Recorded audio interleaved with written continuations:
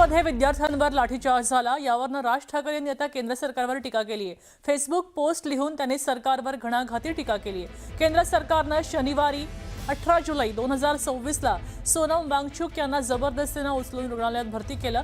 सोनम वांगचुक यांच्या तब्येतीची काळजी वाटून त्यांना रुग्णालयात दाखल केलं असं सरकारचं म्हणणं आहे। सरकारने त्यांना ज्या पद्धतीने फरफटत नेलं त्यावरून सरकारला वांगचुक यांची काळजी नव्हती हे नक्की। आणि त्यानंतर काल आंदोलकांवर केलेला बेफाम लाठीचार्ज हे पाहून हे सरकारचं मानसिक रुग्ण झालंय असं त्यांनी म्हटलंय। त्यांनी रुग्णालयामध्ये त्यांना भरती करण्याची गरज आहे असं दिसतं।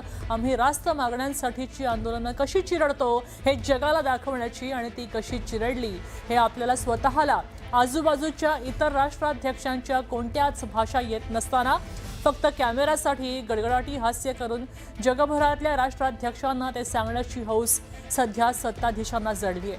मुळात धर्मेंद्र प्रधान कोण लागून गेले की ज्यांना राजीनामा घेणं हे सरकारला स्वतःचं अपयश वाटतंय। मणिपूर पेटलेलं असताना त्यावेळच्या मुख्यमंत्र्यांना बिरेन सिंग यांना पण याच सरकारनं असंच अभय दिलं होतं। बरं हे दोघं असतील किंवा त्यांच्यासारखे इतर असतील त्यांच्याबद्दल वरच्या दोन सत्ताधीशांना शून्य प्रेम आहे। आम्ही काय करायचं हे कोणी सांगायचं नाही, मग ते विरोधी पक्षांनी पण नाही आणि जनतेने तर नाहीच नाही अशी तीव्र शब्दात उद्विग्नपूर्ण पोस्ट राज ठाकरेंनी केली आहे।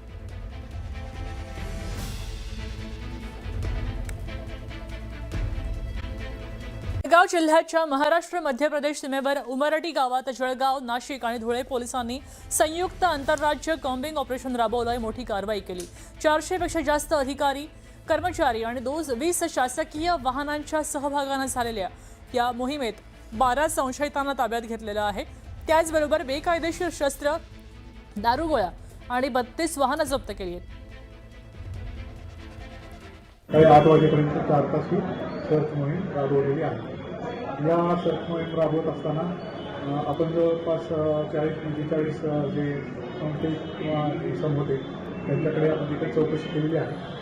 त्याच्यातले 12 इसमांना आम्ही ताब्यात घेतलं होतं। त्यांचे डोजियर आणि त्यांचे सर्व इन्फॉर्मेशन फॉर्म वगैरे भरून घेतलेले आहे जेणेकरून त्यांचा कुठल्या गुन्ह्यामध्ये सहभाग आहे काय ते पडताळणी करता येईल। मधनं आहे इथे संगमनेरमध्ये युरियाच्या टंचाईवरून शेतकऱ्यांनी जुन्या पुणे नाशिक महामार्गावर रास्ता रोको आंदोलन केलं।